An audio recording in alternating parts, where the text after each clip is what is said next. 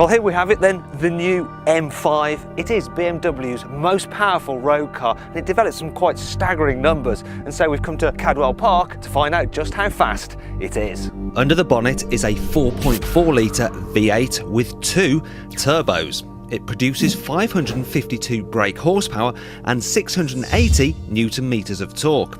As a result, this 1870 kilogram four-door saloon can do 0 to 62 miles an hour in just 4.4 seconds. And had BMW not limited it to 155 miles an hour, it would be able to crack 200 miles an hour. Not bad that for something that costs £73,000. But if you want the BMW which offers the most bang for your buck, it isn't the M5, it's this, the S1000RR. It may only have 4 cylinders, 1 litre and no turbos, but it still makes 193 bhp.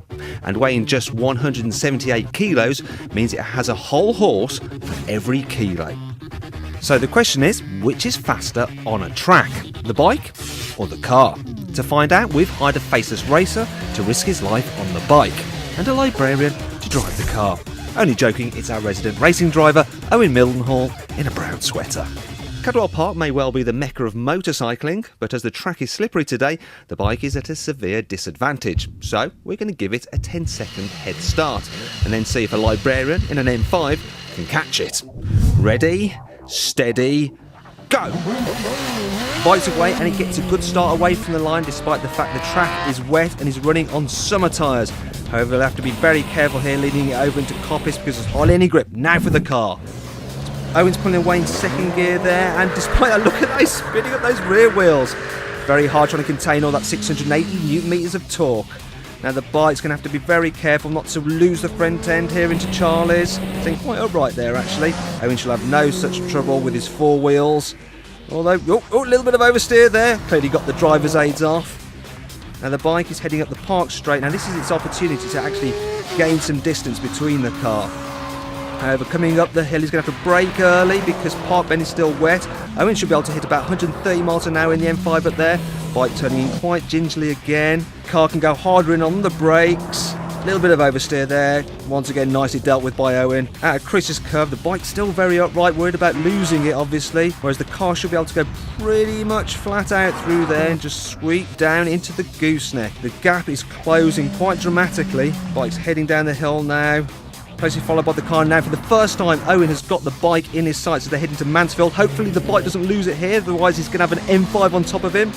Actually, it's Owen, he goes a little bit sideways. Bike does a little wheelie there, and he's turning up towards the mountain. Now, this should be very, very tricky for the bike. The M5's all over him, that's all you can see in his rear mirrors now. Over the hill, bike does a little wheelie. They're heading into the Hall Bends now. It's going to be particularly tricky for the bike here because of the conditions. Owen able to brake much later, makes it quite a bit of distance. Might even be able to take the bike here. Now they're heading into the hairpin, the bike remaining upright once again. It's very slippy, obviously. Yeah, so Owen goes slightly sideways, loses a bit of time here as they head down into the barn. With all the leaves on the track, that must be quite nerve-wracking for the rider. Whoa, going steady around there. Owen goes sideways again. The bike's able to nail the throttle now to make up some of that lost time. They cross the line.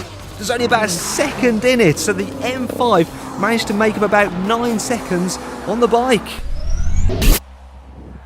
Well, there we have it then. That was really close, wasn't it? The car performed extremely well. Had it been dry though, it probably wouldn't have caught the bike. And when you think about it, this is 60 grand less than that. And if I had the guts, that's probably where my money would go. But I don't, so I'd rather have 4 wheels.